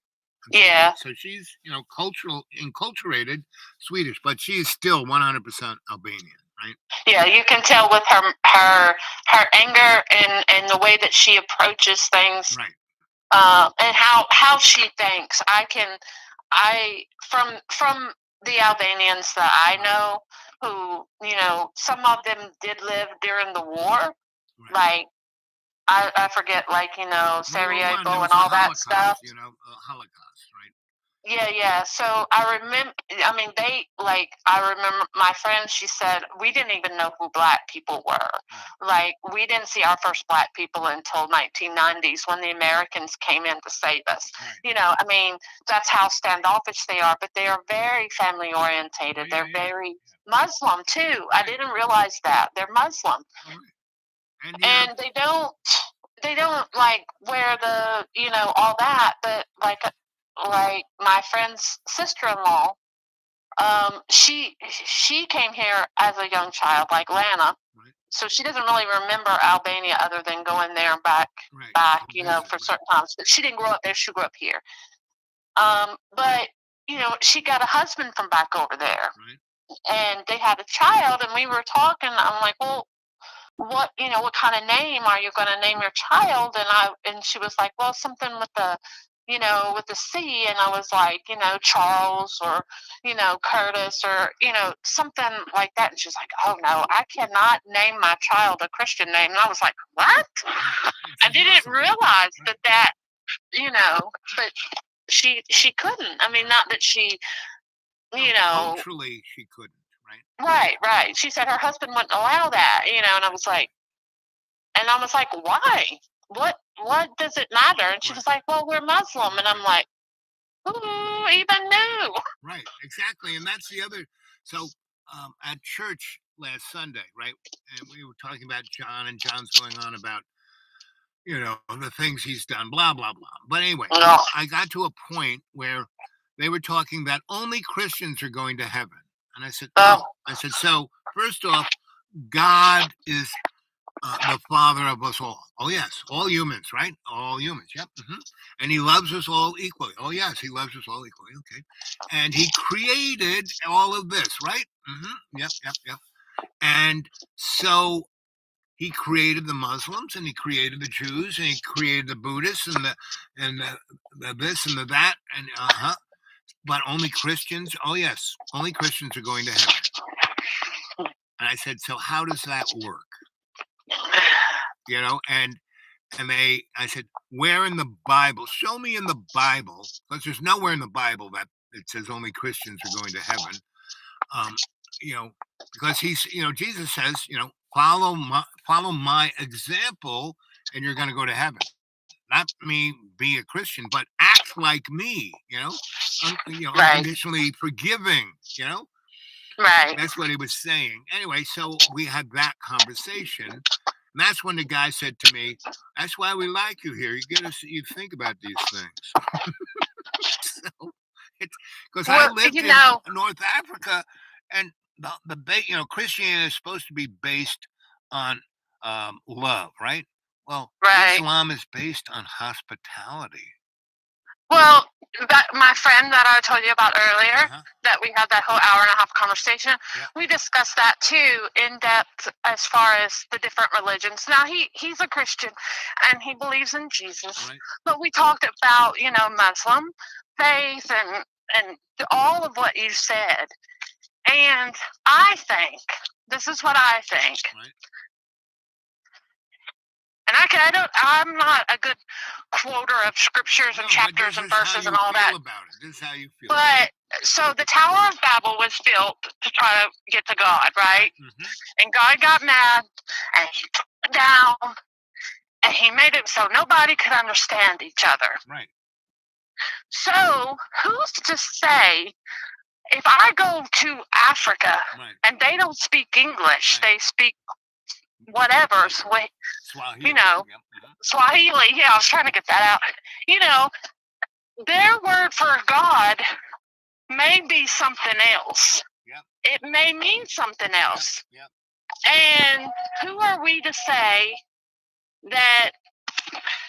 Because what I was trying to say is, like, it always bugged me about when it came to, like, the Native Americans and the Christians came in and they tried to convert all the Indians back in the day, be it Catholic or whatever. And they believed in the Great Spirit. Now they believed in other things too, but primarily the Great Spirit. Who are we to say that's not God? Right, exactly. Because God extend each other in Babel. So, I mean, if you use a word like, well, I don't know, like fitting to. I'm fitting to go somewhere. Right. Now, if you were part of a different part of the world, that's not proper English. Right. But here, fitting to, it's proper English. Yeah, right. It's what we say.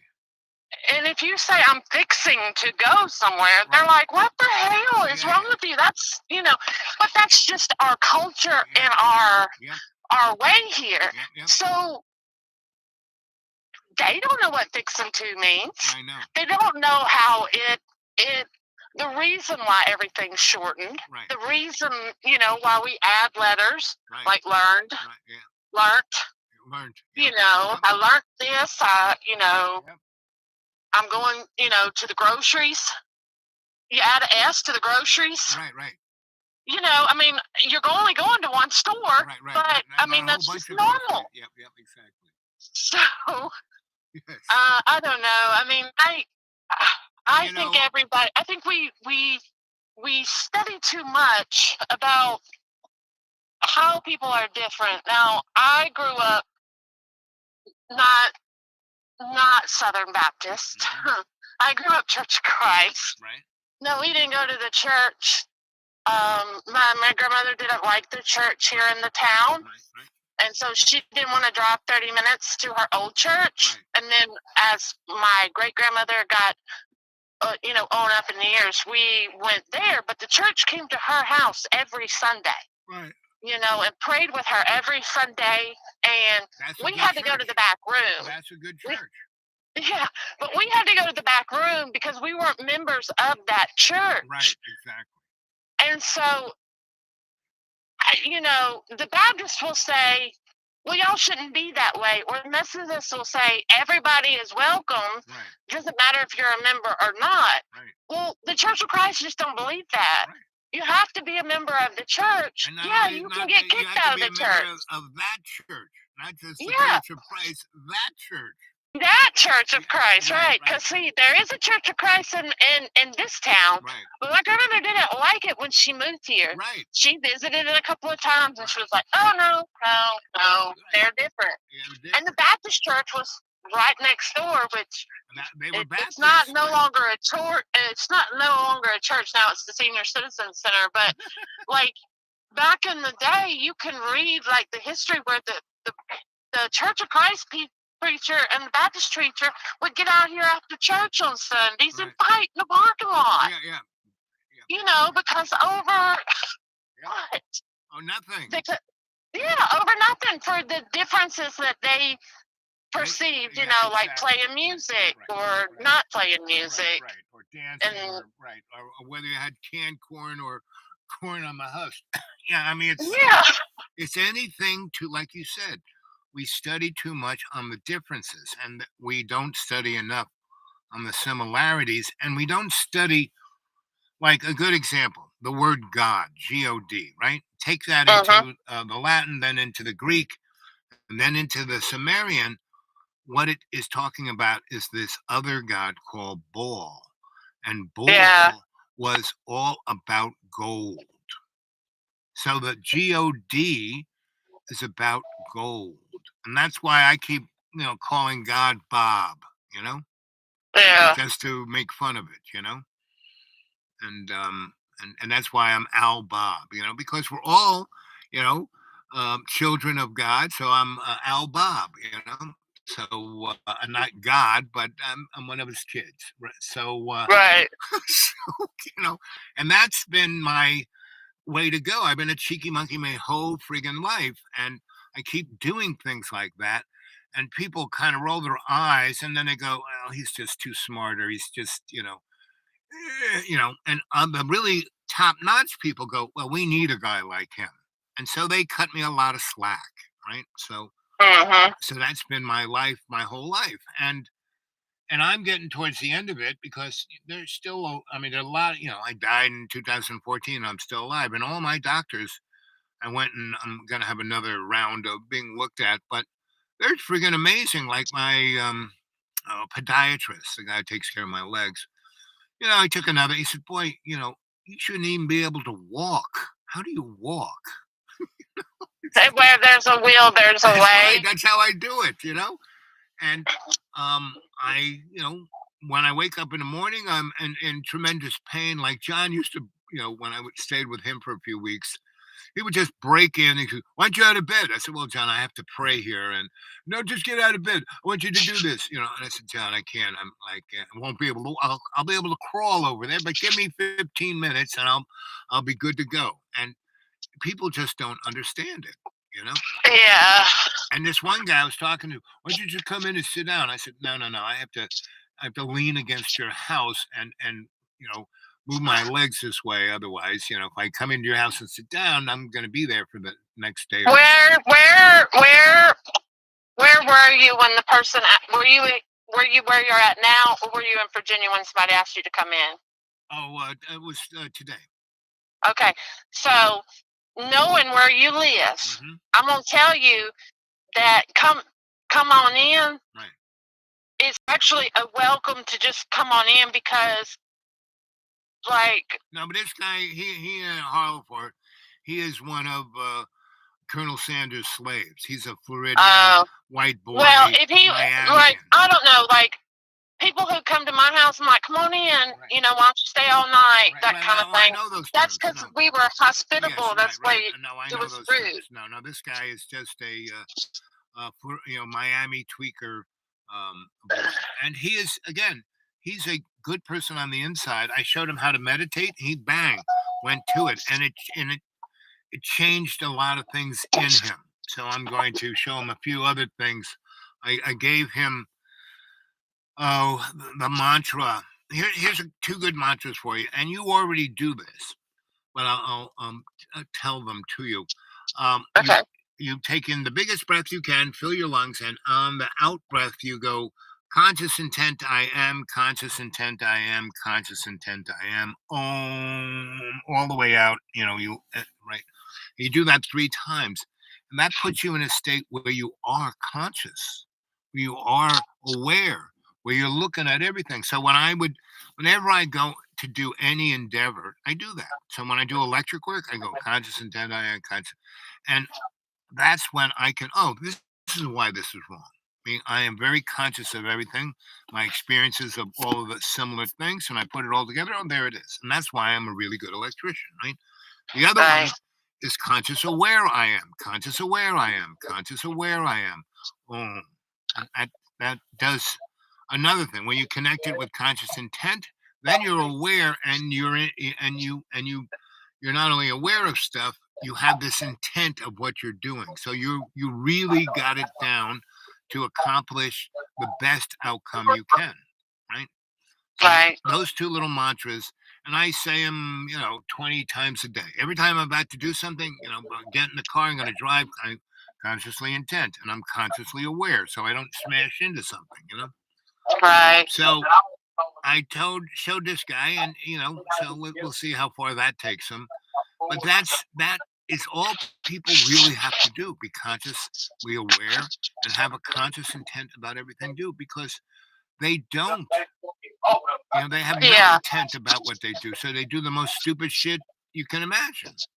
Yeah. That was a lesson. Now I can't do. I don't think like you, but I was always taught. If you give up, you give out. Yes, So you got to keep going. gotta keep You going. know, Right, same thing. same thing, but a little more Little different. different. But Yeah. yeah, Yeah. right, but the same thing. So, Yeah, so for me, I can't. I'm just. It's built into me because that's the way I was right. raised. Me too. My grandma gave me those two. So Yeah, mine too. right. So it's intent. So you just don't do shit to do shit. You have an intent about it, right? And Exactly. so if you have a will about something, you can't just will any old thing. You have to have an intent on what that will is, right? Right. You have to, have a plan. Right. And that's being aware of what's all around you, your situational awareness, right? Mhm. And that's why you're good at your job. So, because you have those, you are doing that within the construct of being, where there is a will, there's a way, right? Right. Right. And that will is also connected to the higher source's will. You're not just doing, that like where the will is away, going to kill someone. It can't be constructed into that where there's a will, there's a way motif. Oh no, it can't. There's certain limits to that. Right, right. There's an auspices, right? So, Yeah. right. So You that's have to kind of have a right. You um. have to have a grounding in the source of love's co-creation to really bring forth where there's a will, there's a way. Right. Right. So that's kind of what it is. Okay, so here it is, Monday. What's on your fun things to do for this week? Well, it's gonna be 80 come Thursday, and Wednesday and Thursday is gonna get 80, and Yes. it's gonna drop back down into like be 50 as the high on Friday. Yeah. So I was like, it's snowing and the buttercups are yeah, yeah, um or daffodils. I don't know what you call them. We call them yeah, buttercups. yeah, yeah. I call them buttercups too. I call them So daisies, daffodils, buttercups. yeah, they're blooming. Yeah, So um, but I mean, I've seen them be blooming, and then 2 or 3 inches of snow come in. So yeah, it, yeah, yeah. Well, snow's not but so bad. It's when there's a frost that it kills shit. Snow won't oh kill it. yeah, Snow won't kill. Actually, snow will like insulate it. mhm. It'll be okay.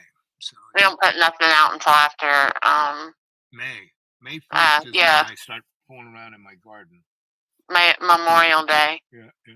But I don't know if there's a big bush I planted, 15 years ago, and now it's grown so tall. I thought it was a bush. I didn't think it was going to get 10 foot tall. Huh. And so What'd it's you? plant, like a lilac or something? No, it was a fern, not a fern, but a pine, some kind of pine, some kind of Is it bush. flat? Yeah. Is like the leaves or the green part, Well, it are looks they just like flat? no, it just looks like a pine tree, but it's a bush. Oh, well, I mean, my neighbor has one, but they're instead of it being like a pine tree, you know how a pine Right, tree right, is right. kind of like a feather, but they're real close together and they grow Yes, up and then they bush and they out. bush I out. don't, That's exactly what but I they do. don't take them no time to grow. Right, but they do a great job for privacy. Yeah, but she planted like 10 around the side of the yard, Right. and they were like a foot tall when she put them in, and now they're about every bit as tall as my house. Yes, right. And these are they're not quite that tall, but they're a good 10 foot. And so Yeah, what they've done is put shade on half my garden. Well, there are certain things that don't like a full sun, so I put things that don't want full sun there, and I put my beans and my tomatoes and my other stuff that likes full sun on the other side on the fence. And I mean, my garden grows very nice. Everything once I put it in, I don't have to do anything, and it all yeah, grows. And the beans and the tomatoes crawl up my fence, and all I have to do is walk by my fence and pick them off. Right? right. I don't have to go nuts about my garden. But I'm getting almost too old to even do that anymore. So because I have to walk up a pretty big hill to get to it. Mm, But anyway, so I may. There are people who are making signs like they want to, like Colonel Sanders' dad wants to buy the place. But I told him what I wanted. He said, "Okay, but I can only give you like $3 earnest money." I said, "No, no, no. You have to give me a big chunk because I need that big chunk to go find something else, right? So right. can't I'm not, I'm going to hold the paper. I'm going to do this. I'm going to still, and I need to be able to live with you. We're going to be the odd couple for the next 6 years until you pay me off." So there's a lot of motifs, and that's my basic. I have to find somebody who could go along with that. So Yeah, well, right now, I mean, unless they come with a bunch of money, right, I mean, because the housing market's pretty much stalled right. But I have a out. special kind of place, and there are people who want it because it's that, and um, and I don't see the other side of the coin. Where would I go? Because really, I just pay my property tax. I own this place, so I don't have to really go Well, anywhere. I need to pay my property tax. I'm glad you said that. Okay, I'm reminded. When do you have I to gotta pay it? take mine. I pay it. I have to have done by Thanksgiving. So it's so I go in there and give them 10-20 bucks a month, and that's all it needs to be done. So anyway, Yeah. I'm gonna let you Well, go, sweetie. mine's due it. They're due at the end of the month. Right. So what's your property tax? At my house, it's 1 acre and it's 1,100, Uh-huh. and across the street is 3.5 acres and it's 635. Yeah. So No, 735. I'm sorry, it went up by 100 so it's not that this bad. year. Right. It's not that Yeah, no. bad. So Anyway, the I house mean, on my mine dad, gets it. his house in Florida, when he bought it, his property tax was about $100, and when he died, it was about 70,000. Mm. It was a joke. and, Yeah. and he died in 2008, right when the Uh crash huh. happened, and he Uh huh. lost 3/4 of his net worth, like in like a week and a half. I can believe it. And I kept telling him because his whole thing was in the stock market and in real estate. And I totally got out of all of that by 2007. I said, Dad, you should just, forget about that shit. Right? And, Yeah. but he couldn't because he had to be a millionaire. That was he spent his whole fucking life being a millionaire. And he missed, I mean, my dad had so much fun and goodness in him. Um, and he didn't let most of it out because he was so focused on keeping up with the Joneses, you know? So, I don't care about the Joneses. Hold on 1 second. Hold on 1 second. Okay. Okay, gang, I'm gonna get out of here Okay. pretty soon. One person did leave us a message, did they? I don't know. I Like, been talking, well, I've been but looking. yeah, I I looked need at no one's joined in. We had about 4, 5, 6, 7 people at one time. one time, and we had 2 thumbs up, and but I'll look at it when it goes back. If you don't make it private. no, you know that's the other thing. When I was doing it off my phone, I didn't realize I didn't have it on public, and John kept jumping in front of it. And he came and said, you know, all those things you got it on private. So I said, oh, okay. So I didn't see. I have no idea about any of this shit. You know, I can push. I figured that's what happened because sometimes I would catch it on the replay or right before you got off, and I was trying to catch up, and then it would cut off, and I wouldn't be able to watch it. And I was like, oh, dang. So I went back and put them all on public, so everything should be on public. And now I know what little symbols they mean and how to go from private to public. So anyway. Yeah. So what do you think, before you go, your little opinion on, I have a real sense that this year is going to be, I mean, with each year since 9/11, each year has just been weirder and weirder, right? And with each year, everyone would say, well, it couldn't be any weirder than this. And it just got weirder, right? So I have a sense that, A, the aliens are coming, but that'll be as much a red flag as anything. And B, the internet will go down. And we'll have no internet. I would rather pick the first one. I don't think the second one would ever happen.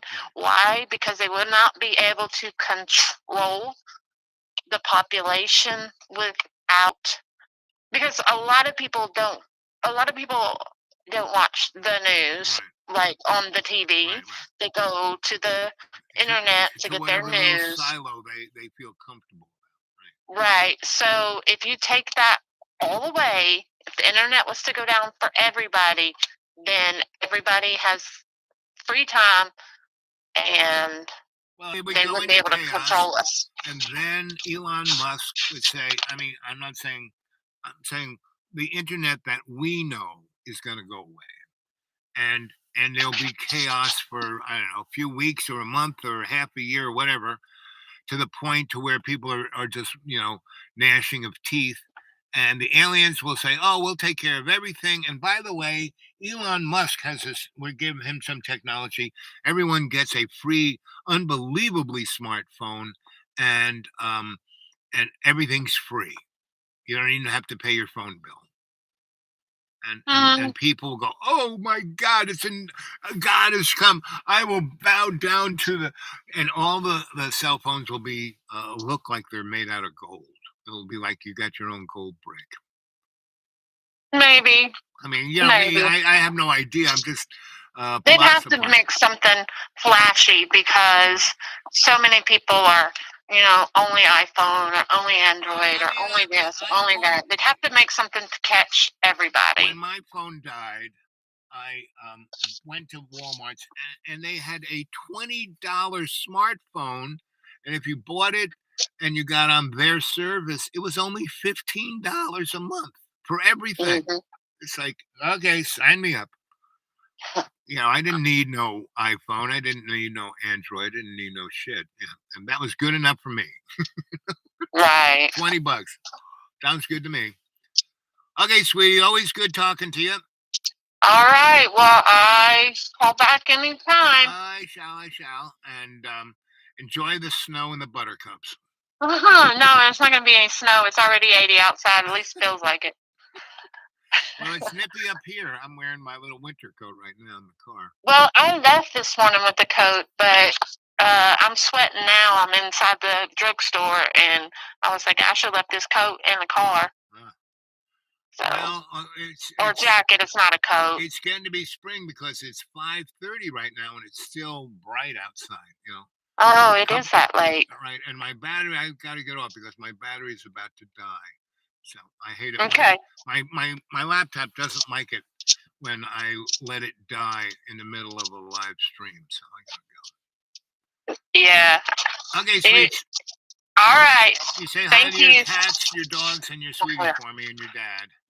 I will. I'm about to head that way now. I'm leaving the drugstore. Okay, sweets. So, Later. all right. Have a good night. Yep. All right. Bye. Well, gang, that was a fun show. And the light goes on just when she hung up. I like that. And so, good morning, good evening, good afternoon. We got 20% left of the battery. So I'm just going to wrap it up here. Oh, look, at 2 hours. And when it hits 2 hours and 20 seconds, I'm going to say goodnight. And I'll see you maybe, I came up here because it stopped raining.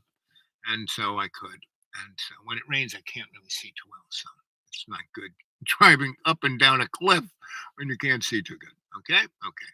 Catch you later.